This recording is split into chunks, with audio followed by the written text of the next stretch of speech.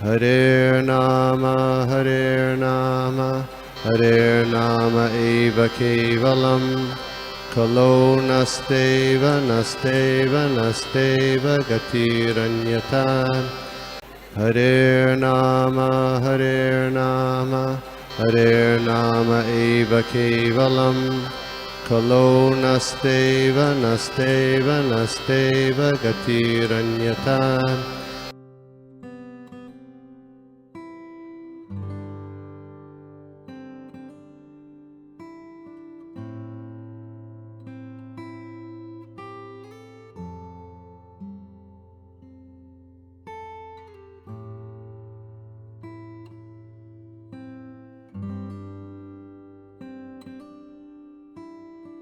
है 8.16 ये 3 श्लोक।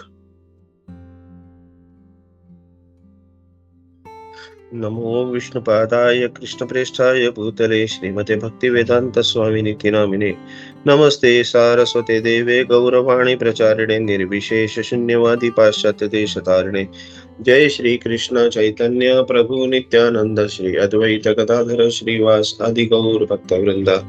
हरे कृष्णा कृष्ण कृष्ण हरे हरे, हरे राम राम राम हरे हरे।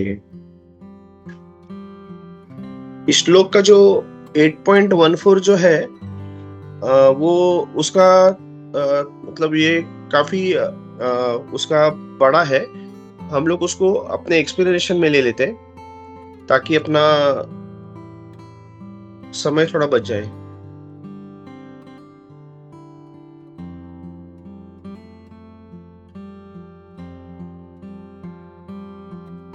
लोग श्लोक पढ़ लेते हैं।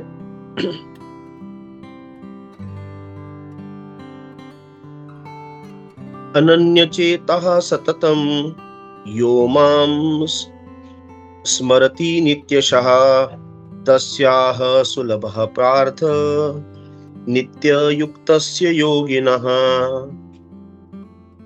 Translation bye Srila Prabhupada. इसका हिंदी ट्रांसलेशन पढ़ लेता हूं मैं। हे पृथा के पुत्र, जो व्यक्ति बिना विचलित हुए सदैव मुझे याद करता है उसके लिए भक्ति सेवा में निरंतर लगे रहने के कारण मुझे प्राप्त करना आसान है। तो यहाँ पे नित्य युक्तस्य ये जो है और अनन्य चेता ये काफी इंपॉर्टेंट जो वर्ड्स है, हम लोग उसमें थोड़ा सा डीप डाइव करेंगे थोड़े टाइम के बाद। तो हम लोग आगे का भी श्लोक पढ़ लेते हैं। इसका तात्पर्य बड़ा है, हम लोग उसको एक्सप्लेनेशन में कवर करते हैं। माम उपेत्य पुनर्जन्म दुःखालयम अशाश्वतम ना पुनर्नवन्ति महात्मनः संसिद्धि परमं गताः। अनुवाद, मुझे प्राप्त करने के बाद महान आत्माएं जो भक्ति में योगी है इस अस्थाई दुनिया में कभी लौटती नहीं है जो दुखों से भरी है, क्योंकि उन्होंने सर्वोच्च पूर्णता प्राप्त कर ली है। 16 आ ब्रह्म भुवन लोकाः पुनरावर्तिनो अर्जुनः मामुपेत्य तु कौन्तेय पुनर्जन्म न विद्यते। अनुवाद श्रील प्रभुपाद जी द्वारा। भौतिक संसार के उच्चतम ग्रह से लेकर निम्नतम ग्रह तक सभी दुख के स्थान है जहां बार बार जन्म और मृत्यु होती है। लेकिन हे कुंती पुत्र, जो मेरे परम धाम को प्राप्त कर लेता है वह फिर कभी जन्म नहीं लेता। अभी इसके हम लोग जो परपट है उसको पढ़ लेते हैं। छोटे जो है 15 और 16 का, इनके जो परपट थोड़े छोटे है वो तुरंत हम लोग पढ़ के बाद में फिर हम लोग पूरा 14, 15, 16 पे प्रॉपर डिस्कशन कर लेते हैं। परपट बाय श्रील प्रभुपाद। जय श्रील प्रभुपाद। चूंकि यह अस्थायी भौतिक संसार जन्म, बुढ़ापा, बीमारी और मृत्यु के दुखों से भरा है, स्वाभाविक रूप से वह जो उच्चतम पूर्णता प्राप्त करता है और सर्वोच्च ग्रह कृष्णलोक गोलोक वृंदावन को प्राप्त करता है वह वापस लौटना नहीं चाहता है। वैदिक साहित्यों में सर्वोच्च ग्रहों को अव्यक्त अक्षर और परम गति के रूप में वर्णित किया गया है। दूसरे शब्दों में वह ग्रह हमारे भौतिक दृष्टि से परे है और यह अवर्णनीय है, लेकिन यह महात्माओं जो महान आत्मा है के लिए वो सर्वोच्च लक्ष्य है, वही उनका गंतव्य है, ओनली डेस्टिनेशन, अल्टीमेट डेस्टिनेशन। तो महात्माओं को जो भक्त है, जो बोलते हैं ना लिबरेटेड प्योर डिवोटी, शुद्ध जो भक्त है, साकार भक्त के दिव्य संदेश प्राप्त होते हैं, उनको वो मदद करते हैं और इस प्रकार से वो धीरे धीरे कृष्ण चेतना में के भक्ति सेवा में विकसित करते हैं और दिव्य सेवा में इतने लीन हो जाते हैं कि वे अब किसी भी भौतिक ग्रह पर उन्नति की इच्छा नहीं करते हैं, नहीं वे किसी आध्यात्मिक ग्रह पर स्थानांतरित होना चाहते हैं।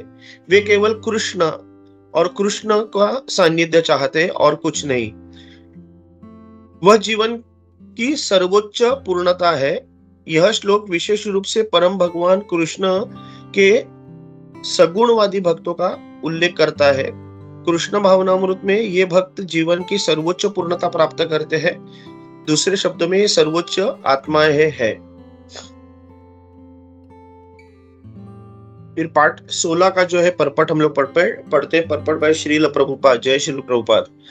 सभी प्रकार के योगियों कर्म ज्ञान हठ आदि को अंततः भक्ति योग या कृष्ण चेतना में भक्ति पूर्णता प्राप्त करनी होगी, इससे पहले कि वे कृष्ण के दिव्य निवास पर जा सके और कभी वापस ना लौट सके। भक्ति योग से ही उनको वो सभी को पूर्णता प्राप्त होती है। जो लोग सर्वोच्च भौतिक लोक देवताओं के लोक को प्राप्त कर लेते हैं, उन्हें फिर इस बार बार जन्म और मृत्यु का सामना करना पड़ता है। मतलब हम लोग देखते हैं कि जो अलग अलग ग्रह है, जो उच्चतर ग्रह पूरे सत्यलोक तक, ब्रह्मलोक तक, तो उनको वापिस जन्म मृत्यु का सामना पड़ता है। चूंकि पृथ्वी पर रहने वाले लोग उच्च लोकों में पहुंच जाते हैं, ब्रह्मलोक, चंद्रलोक, इंद्रलोक जैसे उच्चतर लोकों में लोग पृथ्वी, लेकिन वहां से वो गिर भी जाते हैं। जैसे पृथ्वी के लोग ऊपर जाते हैं ब्रह्मलोक, चंद्रलोक, तो वैसे ब्रह्मलोक, चंद्रलोक और इंद्रलोक के लोग पृथ्वी पर भी आते हैं। चांदोग्य उपनिषद में ये बताया गया कि पंचाग्नि विद्या नामक यज्ञ का अभ्यास व्यक्ति को ब्रह्मलोक प्राप्त करने में सक्षम बनाता है। ये चांदोग्य उपनिषद में कहा गया है। लेकिन यदि ब्रह्मलोक पर कोई कृष्ण चेतना की मतलब कृष्ण चेतना में जो अगर कोई लीन नहीं होता है, कृष्ण चेतना में अगर वो जाता नहीं, उसमें कृष्ण चेतना, कृष्ण भावना उसमें जन्म नहीं लेती, तो उसकी पृथ्वी पर उसे वापस लौटना पड़ेगा। जो लोग उच्च लोकों पर कृष्ण चेतना में प्रगति करते हैं, वे धीरे धीरे उच्चतर और उच्चतर लोकों में पहुंच जाते हैं और सार्वभौमिक विनाश के समय, बोलते हैं ना, वो अल्टीमेट जो डिस्ट्रॉय रहता है, जो फाइनल प्रलय जो रहता है, उस समय वो शाश्वत आध्यात्मिक साम्राज्य में स्थानांतरित हो जाते हैं। तो बलदेव विद्याभूषण प्रभुपाद जी ने ये भगवत गीता पर अपनी जो टिप्पणी है, तो उसमें उसको उन्होंने ये श्लोक कहा है, ब्राह्मण सहते सर्वे संप्राप्ते प्रतिसंचरे परस्यन्ते कृतात्मानः प्रविशन्ति परम पदम। जब इस भौतिक ब्रह्मांड का विनाश होता है, ब्रह्मा और उनके भक्त जो लगातार कृष्ण चेतना में लगे रहते हैं, वो सभी आध्यात्मिक ब्रह्मांड और उनकी इच्छाओं के अनुसार विशिष्ट आध्यात्मिक ग्रहों में स्थानांतरित हो जाते हैं। मतलब भगवान उनको अपने जो स्पिरिचुअल एबोर्ड है वहां पे उनको ये कर लेते हैं और वो जो मेन प्रलय से वो बच जाते हैं, क्योंकि वो कृष्ण भावना में लीन रहते हैं। तो अभी हम लोग अपना अपने जो हम लोग जो डिस्कशन या हम लोग जिस पे करेंगे उस पे हम लोग शुरू करते हैं।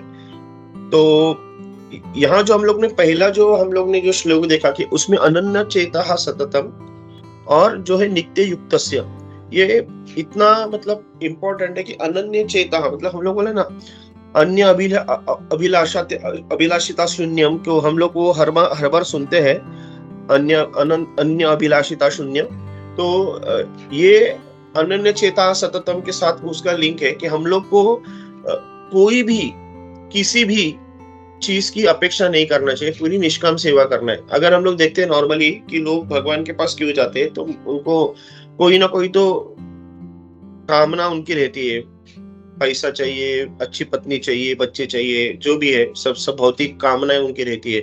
तो ये जो रहते हैं वो जो ये कार्मिक या सकाम कर्मिक ये जो भक्ति रहती है, ये अनन्य चेता सततम में नहीं आता है, या अन्य अभिलाषिता शून्य में वो नहीं आता है। क्योंकि अनन्य अभिलाषिता शून्य में हम लोग भगवान से कुछ नहीं अपेक्षा करते, कुछ भी नहीं। और जो भगवान जो चाहते हैं, हम लोग उस एंगल से देखते हैं कि भगवान कृष्ण की सेवा के अलावा अन्य कोई भी इच्छा के बिना, कोई भी इच्छा नहीं, भौतिक नहीं या कोई भी इवन स्पिरिचुअल इच्छा भी कुछ रखते नहीं है। तो भक्तों को सदैव कृष्ण की जो प्रेम पूर्वक सेवा करनी चाहिए, जैसा कृष्ण चाहते हैं। तो हम लोग अभी देखते हैं काफी मतलब बहुत सारे लोग हैं कि सेवा मिलती समय तो अपनी जो इंटरेस्टिंग जो अपनी सेवा रहती है वो मिलेंगी तो वो खुश होते हैं, लेकिन कोई अगर दूसरी सेवा देते तो वो थोड़े दुखी हो जाते हैं। और ये एक्चुअली मैं अपने लिए भी पहले ये करता था, लेकिन जब बीच में हमारे साथ जो कोई प्रभु जी आए थे, उन्होंने बहुत अच्छी तरह से बताया था कि हमको क्या सेवा अच्छी लगती है, उससे इम्पोर्टेंट भगवान को हमसे क्या क्या अपेक्षित है उसको देखना चाहिए। तो भगवान तो हम लोग को डायरेक्टली नहीं बता सकते, लेकिन फिर हमारे जो शिक्षा गुरु है वो हम लोग को जो बताते हैं वो कृष्ण की इच्छा समझ के हम लोग को करना चाहिए। ये फिर एक्चुअली मुझे थोड़ा सा लेट समझ में आ गया, लेकिन आखिर में समझ में आ गया। तो हम लोग को बेसिकली वो देखना है कि मतलब हम जो कार्य कर रहे हैं, जो कामना कर रहे हैं, जो भी कार्य कर रहे हैं, जो भी कृति कर रहे हैं, वो कृति भगवान के आनंद के प्रति है कि नहीं, वो हमारा उद्देश्य होना चाहिए। तो यह अन्य अभिलाषिता शून्य, तो वो हमारी जो भक्ति होगी वो अन्य अभिलाषिता शून्य रहेगी। यहाँ पे जो नित्य युक्त है, तो यहाँ पे बलदेव विद्याभूषण प्रभुपाद जी ने यहाँ पे कहा था कि भगवान के जो 4 रस है उसमें युक्त होना जो चाहता है उसको बोलते हैं नित्य युक्त से। ये बलदेव विद्याभूषण जी ने थोड़ा इसके ऊपर ये कहा था, उन्होंने इस इंफॉर्मेशन दिया था। अभी आगे देखते हैं कि जैसा हम भगवत गीता के 9.34 या 18.6566 में हम लोग देखते हैं कि मन मना भव मदभक्तो, और फिर जो बाकी के ये जो मन मना भव मदभक्तो जो है 9.34 में भी आता है और 18.65 में भी आता है। तो उसमें हम लोग क्या समझ सकते हैं कि भगवान का जो परम व्यक्तित्व जो है कि वो क्या चाहता है, वो क्या चाहता है कि कोई हमेशा उनके बारे में ही सोचे। मतलब जो सुप्रीम पर्सनैलिटी ऑफ गॉडहेड, जो परम पुरुषोत्तम भगवान है, वो क्या चाहते हैं कि जो भी यहाँ पे जो जीव है वो सिर्फ उनके बारे में सोचे। मन मना भव मदभक्त, हर किसी को उनका सिर्फ भक्त बनना चाहिए, किसी देवता का भक्त नहीं। हम लोग हर बार बोलते कि जो देवी देवता है उनको रिस्पेक्ट करो, लेकिन भक्ति सिर्फ कृष्ण की करो। चाहे तो देवी देवताओं की पूजा करो, लेकिन भक्ति सिर्फ कृष्ण की होनी चाहिए। ये हम लोग को हर बार ध्यान में रहना चाहिए। हर किसी को मंदिर में अर्चना सहित उनकी भक्ति सेवा में संलग्न रहना चाहिए। विग्रह की सेवा, मतलब हम लोग देखते हैं कि मतलब भगवान की विग्रह सेवा हम लोग अर्चना जो करते हैं वो विग्रह सेवा हो। तो मन मना भव मदभक्तो मध्याजिमाम नमस्कुरु, ये जो श्लोक है, तो हर किसी को भगवान का परम जो भगवान है को पल पल प्रणाम करना चाहिए। हर पल बोलते हैं ना, कंटिन्यूअस, वही अनन्य चेतसा है, वो कंटिन्यूअस पल बोलते हैं ना, इसमें मतलब never forget Krishna, always remember Krishna. तो ये ऑलवेज रिमेम्बर कृष्णा के पल पल प्रणाम करना चाहिए। ये परम भगवान की इच्छा है, और जो उनकी इच्छाओं को अनुकूल रूप से पूरा करता है वह वास्तव में एक शुद्ध भक्त है। तो भगवान की जो इच्छा है उस इच्छा को पूरी करना है, ना कि हमारी इच्छा। और भगवान को जो अच्छा लगता है उस एंगल से हम लोग को देखना है, ना कि हमको क्या अच्छा लगता है। तो कृष्ण चाहते हैं कि हर कोई उनको शरण में आ जाए। तो एक शुभ कृष्ण प्रभु जी का मैं थोड़ा सा लेक्चर सुनूंगा, तो उन्होंने एक रघुनाथ दास गोस्वामी जी का उन्होंने एक एग्जाम्पल यहाँ पे दिया था कि चैतन्य महाप्रभु रघुनाथ दास गोस्वामी को एक गिरिराज का एक शिला देते हैं और वो कहते हैं कि तुम इस गिरिराज की शिला को 8 मंजरी 2 पत्तों और जल से उसकी पूजा करो। और ये पूरी सात्विक भक्ति है, मतलब हम जानते हैं। तो जब रघुनाथ दास गोस्वामी जब उसकी जब पूजा कर रहे थे तो वो इतने भाव विभोर हो गए थे कि ये पूजा भगवान को इतनी अच्छी लगती थी कि विष्णु को कोई षोडशोपचार पूजा भी करता तो भी उसके सामने वो कम थी। इतनी प्यार भरी वो सेवा रघुनाथ दास गोस्वामी की वो गिरिराज शिला एक्सेप्ट कर रही थी। और उनको क्या, उस गिरिराज शिला में रघुनाथ दास गोस्वामी को उनको ये दिखता था, स्वयं श्याम सुंदर दिखते थे उसमें रघुनाथ दास गोस्वामी को। तो वो इतने उसमें भाव विभोर हो जाते थे कि सिर्फ 8 मंजीरी 2 पत्तों और एक थोड़े जल के साथ वो पूजा करते थे गिरिराज की। यहाँ पे चैतन्य महाप्रभु की उन्होंने बात किया था। और फिर रघुनाथ दास गोस्वामी आगे क्या बोलते थे कि चैतन्य महाप्रभु मेरे मन में प्रकट होते हैं और मुझे पागल करते हैं। कि वो भक्ति करने के बाद, मतलब भक्ति से वो इससे बोलते हैं कि चैतन्य महाप्रभु मेरे मन में प्रकट होते हैं और मुझे पागल करते हैं। मतलब ये हम लोग देखते हैं कि क्या लेवल की उच्च भक्ति वहां पे हो रही थी चैतन्य महाप्रभु ने जब रघुनाथ दास गोस्वामी को कहा और उन्होंने वो सुना। तो ये हम लोग देखते हैं कि शुद्ध भक्ति की निशानी है। आगे वो कहते हैं कि वो एग्जाम्पल देते हैं कि ये जो रघुनाथ गोस्वामी जैसे और भी जो गोस्वामी थे, तो उसमें स्पेसिफिकली उन्होंने रघुनाथ गोस्वामी को बोला कि 3 दिन में वो एक बार छाछ पीते थे, 3 दिन में एक बार। और वो कहते थे कि मैं इंद्रिय तृप्ति कर रहा हूँ। मतलब हम लोग वो, मतलब एक मैं जैसे, मतलब ये सोच भी नहीं सकता हूँ 3 दिन में एक बार छाछ पीना और उसे इंद्रिय तृप्ति करना। और ये कोई तपस्या नहीं थी ना, ये कोई गोस्वामी जो है वो एक दूसरे के साथ कॉम्पीट कर रहे हैं। प्रभु जी कह रहे हैं कॉम्पीट कर रहे हैं। तो उन्होंने एग्जांपल क्या दिया कि हम लोग अगर बाइक चला रहे हैं तो काम कर रहे हैं, लेकिन बाइक के लिए ईंधन की जरूरत है, वो भूल जाते हैं हम लोग, फ्यूल की जरूरत है। और फिर गाड़ी अचानक बंद पड़ती है तो याद आता है हम लोग पेट्रोल नहीं भरा, फिर हम लोग को पेट्रोल भरना पड़ता है।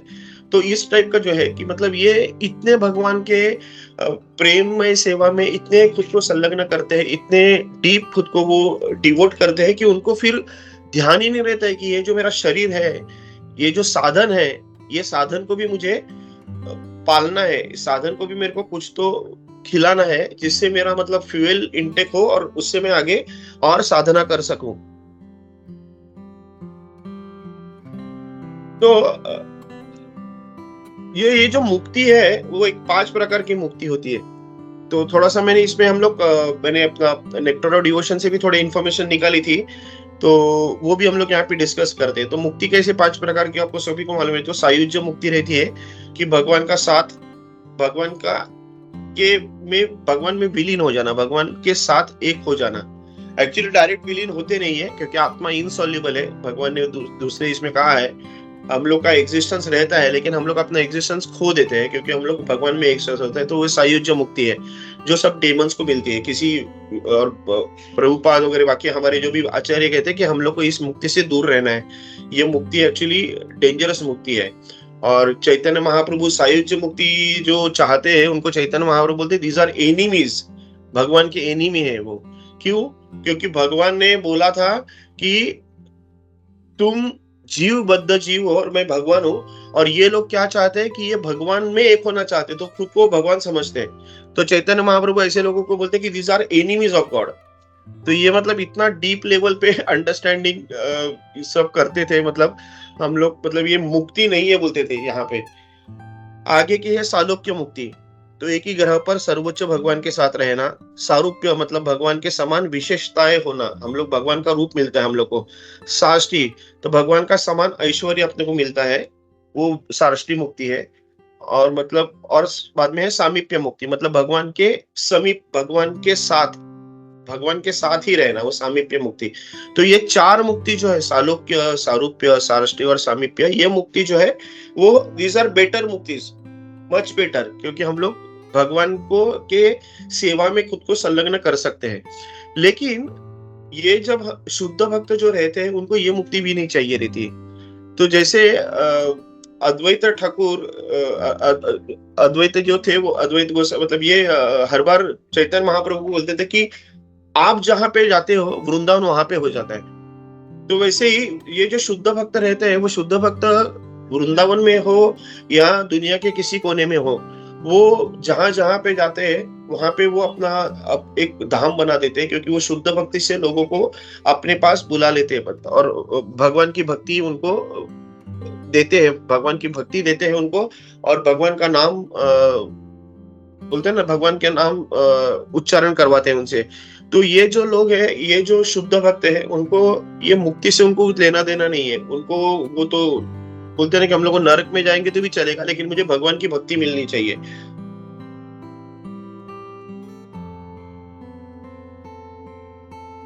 तो बोलता है एक भक्त जो है भौतिक इंद्रिय तृप्ति को अस्वीकार करने की, तो मतलब वो ये जो भक्त है वो इंद्रिय तृप्ति को तो दूर की बात है ये, लेकिन ये 5 मुक्ति या 4 मुक्ति जो बेटर मुक्ति है उनके बारे में वो नहीं चाहता है।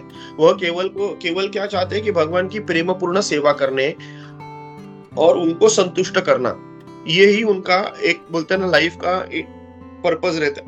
Ultimate purpose of life is to serve Krishna for his enjoyment, not our enjoyment. और ये शुद्ध भक्त क्या है कि शुद्ध भक्त का जो प्रेम है उससे भगवान भी बनते जाते हैं। तो वो एग्जांपल दे रहे थे कि जब मथुरा में श्री कृष्ण और बलराम जब अंदर घुसते तो वहां पे एक सुदामा नाम के एक माली रहते हैं। तो वो क्या करते हैं कि उनके पास एक माला रहती है, माला, वो फूलों की माला वो कृष्ण और बलराम को चढ़ाते हैं। तो ये एक बहुत ही साधारण कृति है, मतलब वैसे देखेंगे तो साधारण कृति है, एक फूल निकालना, उसका माला करना और भगवान को पहनाना, इतनी साधारण कृति है, लेकिन इससे भगवान बहुत प्रसन्न हो गए और भगवान उसको बोलते हैं कि तुमने मेरे को माला पहने, आगे चल के तुम मेरे साथ मेरे स्थान में आ जाओगे। तो ये बोलते हैं ना कि यहाँ पे जब हम लोग इस पर्टिकुलर पर्पट को पढ़ते तो प्रभुपाद जी बोलते हैं बहुत सिंपल है, ये सिंपल है, सुलभ है ये करना। क्योंकि अगर देखते तो क्या है, मतलब उसने क्या किया था, सिर्फ माला बनाई थी फूलों की और भगवान को पहनाई थी, इतना सिंपल। लेकिन भगवान को इतना अच्छा लगा कि ये सिंपल एक्टिविटी भगवान उनको उसके लिए गोलोक वृंदावन लेके जाने के बारे में सोचते, मतलब वो लेवल पे भगवान उनको ये करते हैं। श्री रूप गोस्वामी प्रभुपाद जी का क्या कहना है कि शुद्ध भक्ति सेवा कि बोलते हैं वो 6 स्पेसिफिक ना उनका स्पेशलिटीज या फिर उनके जो फीचर्स बोल सकते हैं ना, उनके बारे में ये रूप गोस्वामी जो है, श्री रूप गोस्वामी उनके बारे में बताते हैं। तो हम लोग जरा वो 6 जो विशेषता जो प्रभु रूप गोस्वामी ने जो बताई, हम लोग थोड़ा उसके ऊपर चर्चा करते हैं। तो पहली विशेषता है कि शुद्ध भक्त जो है कि जो शुद्ध भक्ति का जो सेवा है वो सभी प्रकार के भौतिक संकटों से तुरंत राहत दिलाती है। शुद्ध भक्ति की जो सेवा है वो जो करता है वो भौतिक संकटों से उसको राहत मिलती है। तो ये मतलब हम लोग थोड़ा सा मतलब जो न्यू है वो थोड़ा सोचेंगे कि यार हम लोग तो सुने थे कि भक्ति करने से हमारे पाप तो दूर नहीं होते और हमारे दुख तो दूर नहीं होते, लेकिन यहाँ पे रूप गोस्वामी जो है वो कह रहे हैं कि दूर होते हैं। तो उसके लिए वो एग्जाम्पल देते हैं संचित कर्म, प्रारब्ध कर्म और क्रियमाण कर्म। ये 3 जो कर्म है वो क्या कर्म है, एक संचित कर्म मतलब हमारे जो पाप रहते हैं वो जो हम लोग ने जन्म जन्म से जो किए पाप है जो कहीं तो जमा हो गए उसको संचित कर्म बोलते हैं। प्रारब्ध कर्म क्या है, तो प्रारब्ध कर्म का हम लोगों ने भी जन्म लिया और जन्म जब हम लोग लेते हैं तभी जन्म, मृत्यु, सुख, दुख और यश, अपयश, ये 6 चीज हमारे लिए डिफाइंड रहती है। Even before we actually take birth, ये 6 चीज हमारे लिए फाइनल रहती है और डिसाइडेड रहती है। तो इसमें सुख, दुख और यश, अपयश, ये सब प्रारब्ध कर्म उसमें इंटरफेयर करता है। जो पाप हम लोगों ने किए है उसके हिसाब उस सब से हमारे डिफाइंड होता है। और फिर एक क्रियमाण कर्म मतलब हम लोग जो आज कर रहे हैं उसके रिलेटेड जो बोलते हैं ना, उसके रिलेटेड जो पाप है वो बनते जा रहे हैं, हमारे कर्मों के हिसाब से उसका फल बनते जा रहे हैं। मतलब पाप नहीं बोल सकते, जो भी हम लोग कर्म कर रहे हैं उसका कर्म का फल बनते जा रहा है, उसको क्रियमाण कर्म बोलते हैं। तो ये जो संचित कर्म है, तो भगवान जो कहते हैं कि संचित कर्म, भगवान बोलते हैं कि अगर मेरा कोई एक बार भी प्यार से नाम लेगा तो उसके पूरे पाप जो बोलते हैं ना नष्ट हो जाते हैं। तो ये संचित कर्म पूरे नष्ट हो जाते हैं। और आगे चल के तो हम लोग देखते हैं कि भगवान ने तो मतलब कितने भी हमारे साथ भी अगर हम लोग भगवान के इतना नाम ले रहे हैं, हम लोग को जो दिखता है हम लोग उसी पे हम लोग को लगता है कि भगवान ने मुझे मदद किया, भगवान ने मुझे मदद नहीं की, क्योंकि हम लोग का सोच ही हम लोग इतनी छोटी सोच लेके चलते हैं कि अगर मैं अभी गिरते गिरते बच गया तो मैं बोलूंगा भगवान ने मुझे बचाया, और मैं गिर गया तो बोलूंगा अरे भगवान ने मुझे बचाया नहीं। तो ये दो चीज है। लेकिन मैं कितने बार गिरा नहीं हूं, मुझे पता ही नहीं, भगवान ने मेरे को कितने बार बचाया मुझे पता ही नहीं है, तो वो मुझे ध्यान नहीं रहेगा, वो उसके बारे में कभी सोचूंगा नहीं कि मैं अभी यहाँ से एक कहीं दादर से थाना आ गया बाइक पे, मैं कुछ 1 घंटा ड्राइविंग कर रहा था, 1 घंटे में क्यों से 10 बार गिरने वाला रहूंगा, भगवान ने मुझे एक भी बार गिरने नहीं दिया, ये हम लोग नहीं सोचते। लेकिन गिर गए तो बोलेंगे भगवान ने मुझे ये गिर दिया। तो ये हमारा जो है बेसिकली हमारी जो सोच है ना, वो सोच जो है वो थोड़ी हम लोग को बदलनी पड़ेगी। भगवान हम लोग को हर बार बचाते हैं, तो ये प्रारब्ध कर्म के हिसाब से है, और वो भी भगवान हम लोग को बोलते हैं ना डिस्काउंटेड रेट में हम लोग को वो कर्म देते हैं। तो ये शुद्ध भक्ति की सेवा जो है बोलते हैं ना, रूप गोस्वामी जो कहते हैं कि भक्ति संकटों से वो तुरंत राहत दिलाती है। तो उसके एग्जाम्पल में रूप गोस्वामी कहते हैं कि कपिल देव जी से वो जो देवभूति माता जी जो है वो कपिल देव जी से कहते हैं कि वास्तव में पूर्ण कृष्ण चेतना में भक्ति सेवा में लगाई कोई भी व्यक्ति शुद्ध नहीं हुआ है। बोलते हैं मतलब जो कृष्ण चेतना में भक्ति सेवा में जो लगा कोई भी व्यक्ति है वो शुद्ध नहीं हुआ, ऐसा हो ही नहीं सकता है। बोलते हैं माता जी, मतलब देवभूति माता जी कहते हैं भक्ति सेवा में जो लग गया है कोई व्यक्ति वो कभी शुद्ध नहीं हुआ, ऐसा हो ही नहीं सकता, वो संभव ही नहीं है। जो व्यक्ति कृष्ण भावनामृत और भक्ति सेवा में लगा हुआ है वह निसंदेह भौतिक पापी गतिविधियों से के सभी प्रदूषणों से मुक्त हो गया है। यहाँ पे वो देवभूति माता जी कपिल देव जी से कहती कि जो भगवत की भावनामृत कृष्ण भावनामृत में लग गया है, भक्ति सेवा में लग गया है, वो सभी पापी गतिविधियों से मुक्त हो गया है। इसीलिए भक्ति सेवा में वास्तव में पाप कर्मों की सभी प्रकार की प्रतिक्रियाओं को खत्म करने की शक्ति है। तो यहाँ पे वही माता जी कहते हैं कि भक्ति सेवा में वो शक्ति है कि वो सभी पाप कर्मों को नष्ट कर देती है। आगे उसमें 11वें स्कंद में 14वें जो अध्याय है वहां पे भी उदाहरण प्रभु अपने रूप गोस्वामी प्रभुपाद जी ने दिया कि यह श्लोक भगवान कृष्ण द्वारा उद्धव को दिए गए निर्देश के संबंध में है। मतलब जब उद्धव को जब भगवान बुलाते हैं तब वो उनको जो इन्फॉर्मेशन देते हैं उसमें भी बोलते हैं कि मेरे प्रिय उद्धव, मेरे प्रति भक्ति सेवा बिल्कुल वैसी है जैसे एक धधकती हुई आग जो उसे दिए गए असीमित ईंधन को जलाकर राख कर देती है। तो हम लोग बोलते हैं ना fire burning unlimited fuel to ashes. तो ये कहा कह रहे कि जो भक्ति करता है तो वहां पे खुद कृष्ण कहते हैं कि वो कैसी है भक्ति सेवा, कि वो एक पूरी आग, ऐसी आग है जिसको असीमित ईंधन अनलिमिटेड फ्यूल जिनको दिया है उसको भी जलाकर राख कर देती है।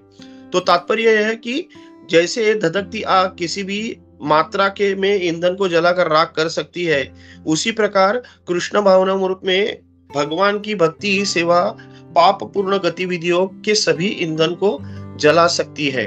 तो वो एक पर्टिकुलर पॉइंट है जिसमें हम लोग फर्स्ट पॉइंट को हाईलाइट किया था कि शुद्ध भक्त जो है उसको पाप कर्मों से वो छुटकारा मिलता है। दूसरी है शुद्ध भक्ति सेवा सभी शुभताओं की शुरुआत है, मतलब ऑल ऑस्पिशियसनेस स्टार्ट्स फ्रॉम शुद्ध भक्ति, प्योर डिवोशनल सर्विस। ओके, तो यह पद्म पुराण के इस प्रकार बताया गया है कि एक व्यक्ति जो पूर्ण कृष्ण चेतना में भक्ति सेवा में लगा हुआ है, यह समझा जाए कि आप पूरी दुनिया की सबसे अच्छी सेवा कर रहे हैं और दुनिया में हर किसी को खुश कर रहे हैं।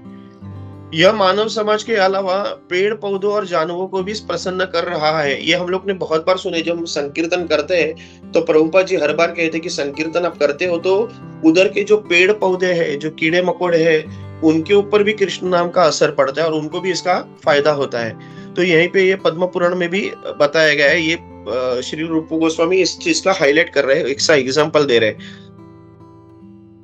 क्योंकि वो क्या है किसी वो आंदोलन से, इस जो भगवान का जो आंदोलन है कृष्ण भावनामृत आंदोलन से वो आकर्षित होते हैं। इसका एक व्यवहारिक उदाहरण बोलते हैं भगवान चैतन्य द्वारा दिखाया गया है। हम लोग जानते हैं कि भगवान चैतन्य जब चैतन्य महाप्रभु जब संकीर्तन आंदोलन कर रहे थे, वो मध्य भारत के झारखंड जब जंगल में जब यात्रा कर रहे थे, जब वहां से गुजर रहे थे, तो उन्होंने बाघ, हाथी, हिरण और बाकी के जो जंगली जानवर थे उनसे भी नृत्य करवाया था संकीर्तन पे।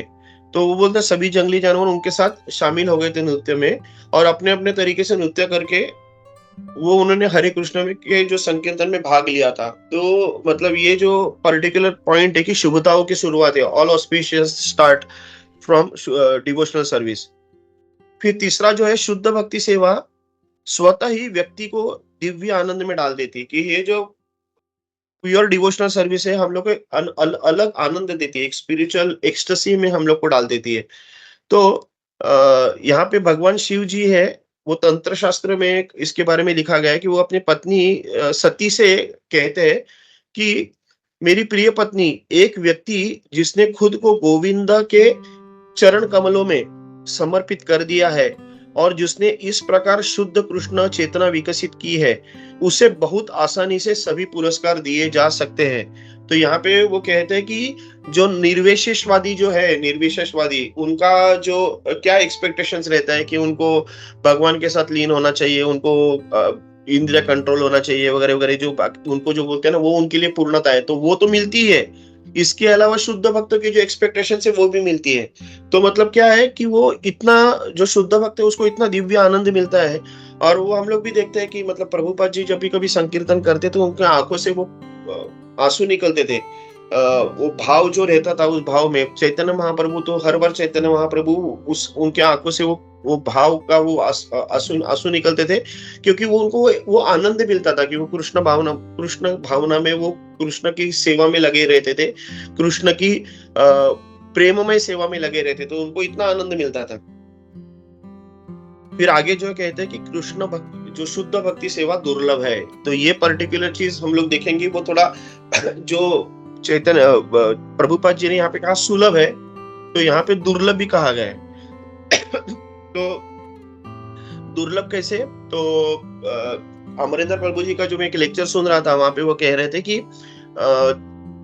जब चैतन्य महाप्रभु रूप गोस्वामी को जब शिक्षा दे रहे थे, वो कह रहे थे कि ये पूरी जो दुनिया में असीमित, बोलते ना, असीमित जीव है, उसमें से कोई बिरला है जिसको मनुष्य जन्म मिलता है, बहुत कम लोग है उसमें मनुष्य जन्म।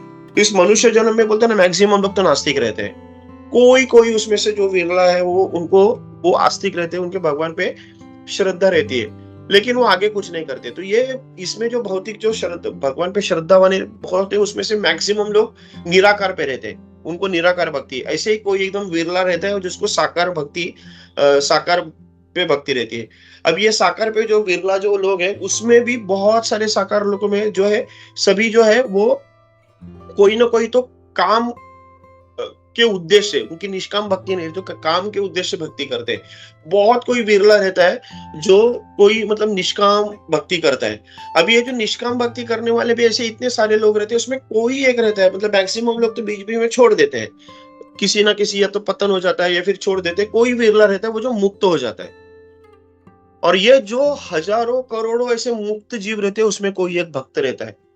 तो मतलब हम लोग देखते हैं कि वो कितना टफ है ये, मतलब एब्सोल्यूट, मतलब अगर हम लोग ये देखेंगे तो एक ऐसा एक पहाड़ है, तो नीचे जो बेस है भौतिक जीव, उसके बाद मनुष्य जन्म, उसके बाद भक्ति, भगवान की भक्ति, उसके बाद निराकार भक्ति, उसके बाद भगवान की निष्काम भक्ति, ऐसा ऐसा करते करते कोई एकदम टॉप लेवल पे रहता है, वो भक्त रहता है। तो ये हम लोग देखते हैं कितना दुर्लभ है। तो चैतन्य चरितामृत में हम लोग हर बार ये इस चीज को हम लोग पढ़ते हैं ना कि ये कि आध्यात्मिक गुरु जो एक शुद्ध भक्त है, उनकी दया से और कृष्ण की दया से कोई व्यक्ति भक्ति सेवा का स्तर प्राप्त कर सकता है, दूसरा कोई रास्ता नहीं है। हम लोग हर बार देख कि बोलते हैं ना, गुरु गौरांग से ही हम लोग को भक्ति मिलती है। एक तो गुरु जो शुद्ध भक्त रहे और गौरांग चैतन्य महाप्रभु, उनसे ही हम लोग को भक्ति मिल सकती है, बाकी हम लोग को किसी से भक्ति नहीं मिलती है। और फिर हम लोग उसके लिए क्या करना पड़ता है कि तेषाम सतत युक्तानाम भजताम प्रीति पूर्वकम ददामि बुद्धि योगम तम ये नमाम उपयंति ते।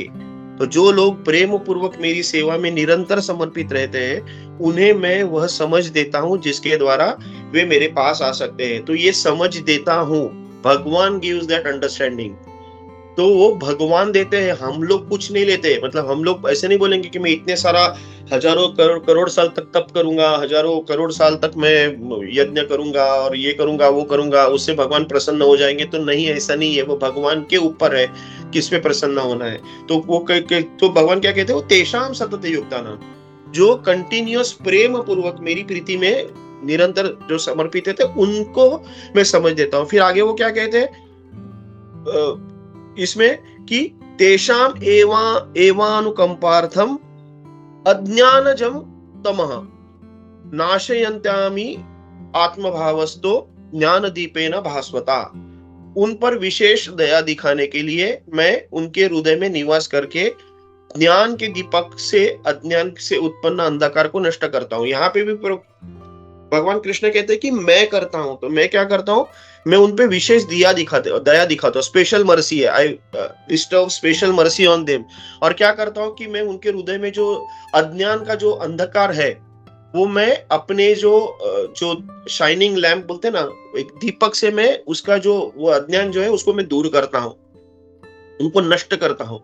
तो ये जो उससे क्लियर कट दिखता है कि ये भगवान हम पे करते हैं। तो we are not achievers, we are receivers.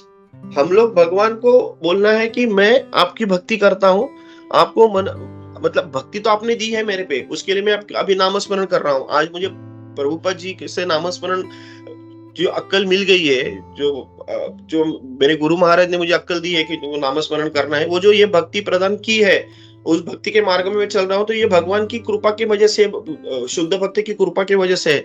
तो हम लोग को सिर्फ वही बोलना है कि मैं करता हूँ, आगे चल के सिर्फ सब आप ही के ऊपर निर्भर है, आप मेरी भक्ति बढ़ाओगे, वैसे हम लोग कार्य करेंगे। तो फिर हम लोग ये जो भी श्लोक हम लोग हर बार बहुत बार सुनते कि मुक्तानपि सिद्धानाम नारायण परायणः सुदुर्लभ प्रशांतात्मा कोटिष्वपि महामुने। हे महान ऋषि, उन लाखों में लोगों में से जो मुक्त है और मुक्त के ज्ञान में जो निपुण है, जो जिनको ज्ञान ऊपर निपुण लोग है, कोई एक भगवान नारायण या कृष्ण की भक्त हो सकता है।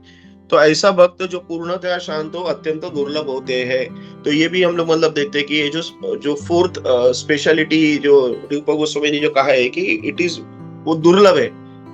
तो हम लोग सुलभ कैसे है, तो जो माली का उदाहरण दिया है कि जो कहते हैं, तो जो प्रभुपाद जी कहते हैं सुलभ कैसे, तो माली का उदाहरण हम लोग ने सुना है कि एक माला बनाने भगवान को पहनना इतना सुलभ है, लेकिन वो पहनाने के लिए जो हम लोग को जिस लेवल से जाना है, मतलब जो बताया था कि एक base of mountain to the top most of mountain, वो भगवान की दया से मिलते हैं, तो वो दुर्लभ है।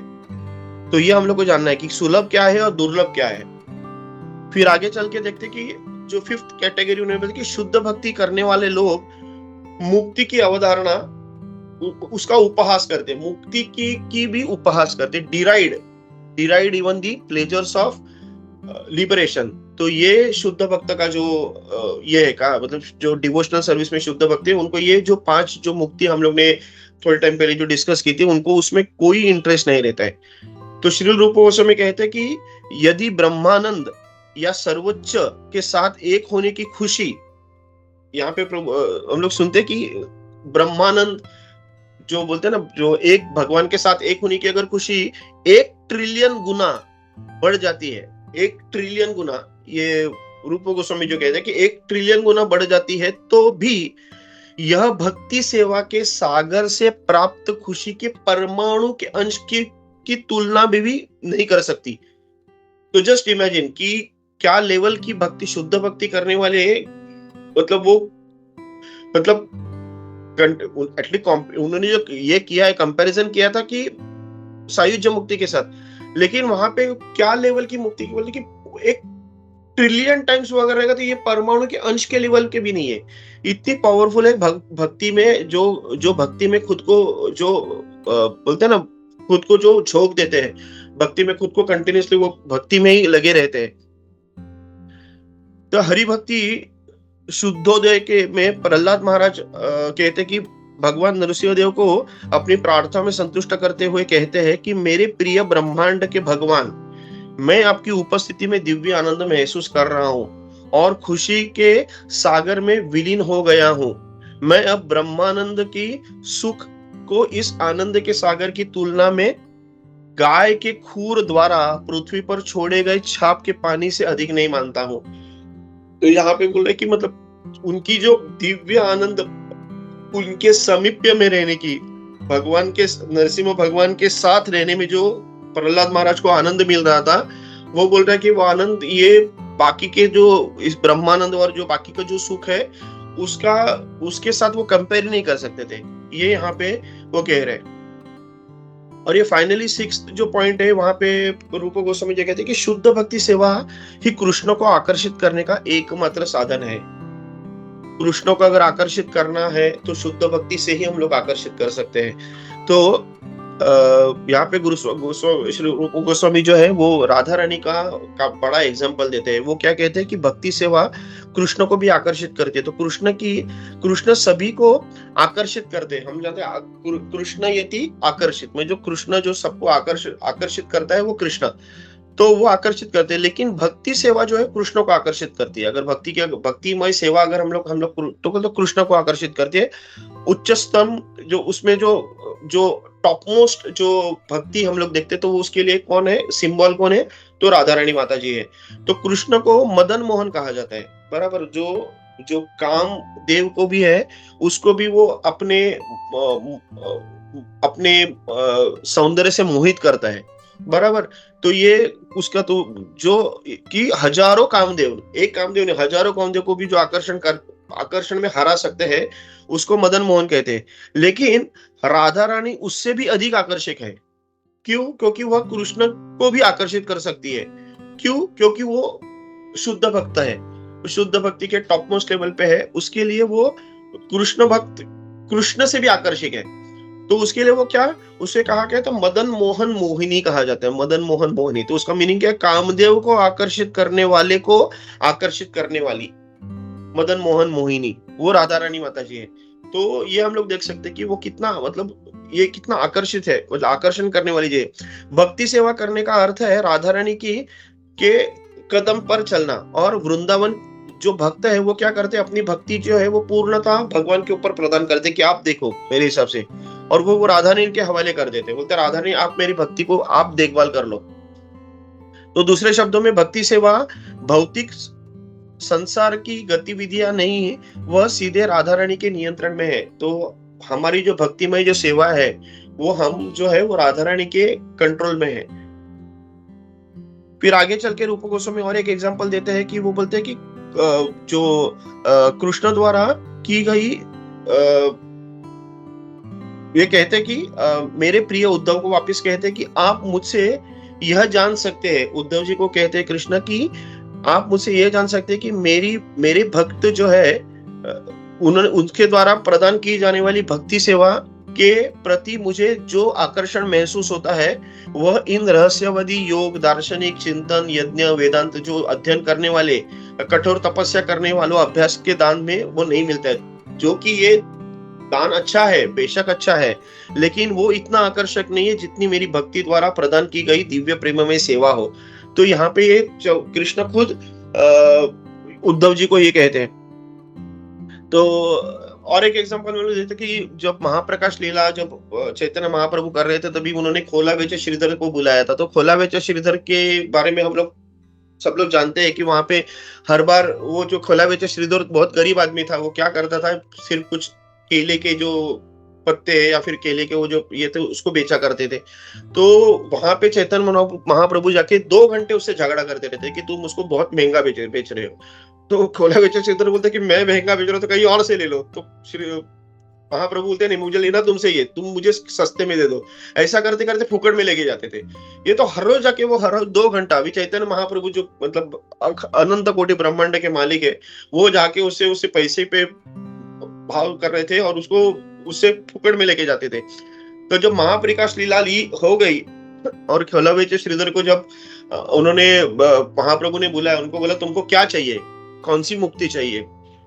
तब खोला बेचे श्रीधर बोलते, मतलब वो पूछते तुमको ये चाहिए, खोला बेचे श्रीधर बोलते नहीं ये चाहिए, नहीं ये नहीं चाहिए। तो बोलते तुम फिर तुमको क्या चाहिए। तो बोलता है मुझे वो लड़का चाहिए जो मुझे हर बार मेरे से 2 घंटा मेरे से झगड़ा करता था। वो 2 घंटा मेरे साथ झगड़ा करता था उसी में बहुत संतुष्ट हो। वो जो आनंद मुझे मिलता है वो बाकी किसी इसमें मिलने वाला नहीं है। तो यहाँ पे हम लोग देखते हैं कि मतलब क्या लेवल की जो भक्ति ये लोग सब कर रहे थे। और ये भक्तिमय जो हम लोग मतलब आज जो हम लोग पढ़ रहे हैं पर्टिकुलरली इस अन्य चेतसा सततम, तो यहाँ पे ये जो पूरा जो हम लोग ने जो परपट 14, 15, 16 सुन के हम लोग को ये शुद्ध भक्तों के हम लोग गुणगान करने चाहिए कि आज वो हम लोग को उन्होंने एक बेंचमार्क सेट कर दिया है कि आज हम लोग कहाँ पे हैं, मैं कहाँ पे हूँ, मैं अगर कहूँगा मैं कहाँ पे हूँ और वो शुद्ध भक्त कहाँ पे, तो एक बेंचमार्क है हम लोग को। और वो बेंचमार्क को तक पहुँचने के लिए हम लोग को क्या लेवल की भक्ति करनी चाहिए थी, कि जैसे कि हम लोग देखते हैं कृष्णा, वो गोपियों का माखन चोरते थे। अभी वो जो कृष्ण जो अनंत कोटि ब्रह्मांड के मालिक है, उनको वो गोपियों के माखन चोरने में उनको क्या दिलचस्पी है? आज हम लोग भगवान के सामने ये भोग लगाते हैं, भगवान को कंटिन्यूस उनके ये करते गिड़गिड़ते हैं कि प्लीज आप इसका प्रसाद खा लीजिए, प्लीज प्रसाद खा लीजिए। वहां पे कृष्ण खुद जाके मटकी फोड़ के प्रसाद खा लेते, उसको उसका वो जो भोग खा लेते थे। तो वो लेवल की जो भक्ति वो कृष्ण जो कर रहा था, सिमिलरली एक दूसरा जो है रघुनाथ दास गोस्वामी जो वो क्या खाते थे, वो जो सड़े हुए जो चावल थे उनको छाछते थे और उसको खाते थे। तो भगवान वहां पे चैतन्य महाप्रभु जाके उसका हाथ में से वो चावल छीन के खाते, तुम अकेला अकेला खाते हो, मुझे नहीं खिलाते हो।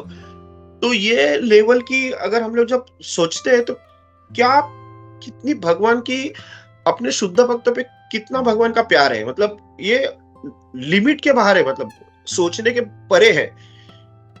सड़े हुए चावल खाने के लिए भी भगवान आते हैं उस शुद्ध भक्त के दिव्य प्रेम में। हम लोग बोलते हैं वो दिव्य प्रेम में सेवा, वो हम लोग को इतना मतलब, सॉरी मैं अपने बारे में बोलना चाहूँ कि मेरे को उसमें उतना लेवल तक मुझे खुद को आगे करना पड़ेगा कि वो जो बेंचमार्क सेट किया है जो शुद्ध भक्तों ने, प्रभुपाद जी ने, या फिर जो बाकी भक्त वृंद है, जो सभी रूप गोस्वामी हमारे जो पूरे जो बड़े जो आचार्य है, उन्होंने जो बेंचमार्क हम लोग शुद्ध भक्तों का सेट किया है, हम लोग को उस लेवल पे जाने के लिए मुझे बहुत प्रयत्न करना पड़ेगा।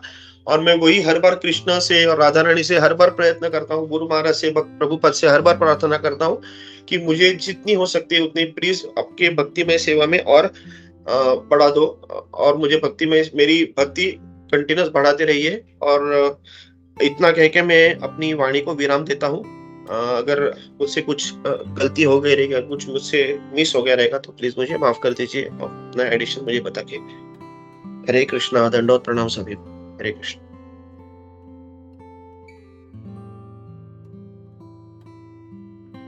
हरे कृष्णा प्रभु, धन्यवाद प्रणाम। हरे कृष्णा माता जी, दंडोत प्रणाम। खूप चांगलं. It was very wonderful. Thank you so much. I really like the example where you're saying that, we should just accept the service that the God, like where Krishna is giving us, then do what we want to do. This point really touched me. It is so true. हम लोग इतना involve हो जाते कि नहीं मुझे ये करना है, मुझे ये करना है. But then whatever Krishna is giving, that is what we should accept because that's what he wants and that will make him happy, and that is the goal. Krishna, he should be happy. Rest everything should be out of the picture. So thank you so much. Thank you so much. Hare Krishna. हरे कृष्णा प्रेमवती माता ji, thank you very much. आपने बहुत बढ़िया कहा है कि it is what Krishna, what we need is more than what Krishna likes. Sorry, what Krishna likes is more than what we need, what we like. सही कहा आपने माता जी। हरे कृष्णा, दंडोत प्रणाम।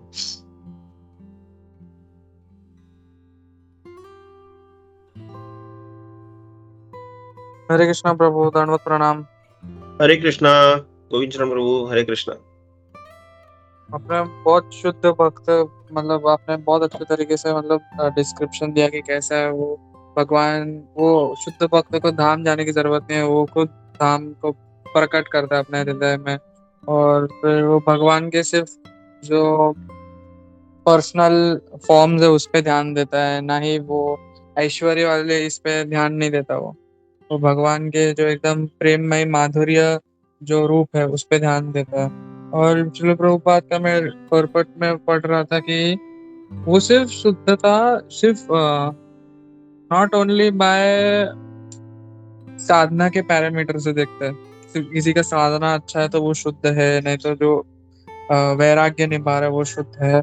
बट वो रस कौन सा भगवान के प्रति रख रहा है, बिकॉज ये माधुर्य रस है इसलिए वो प्योर है। ऐसा मतलब नहीं तो वो कौन सा भी एग्जाम्पल दे सकते थे। तो वो था। और आपने वो देखा कि वो अगर शुद्ध भक्ति में है तो वो अपने आप क्लीन है। जैसे कि श्रील प्रभुपाद भी एग्जांपल देते हैं कि क्योंकि वो क्लीन क्यों है, क्योंकि वो कृष्ण रूपी जो अग्नि है, कृष्ण कॉन्शियसनेस रूपी अग्नि है, उसके साथ वो जुड़ा रहता है। तो सब जो भी ये है उससे तो।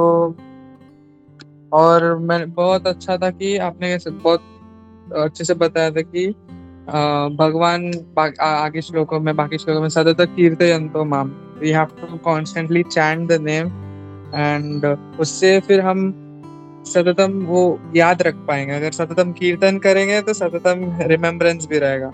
एंड और फिर कीर्तन से पहले हमें श्रवण करना है।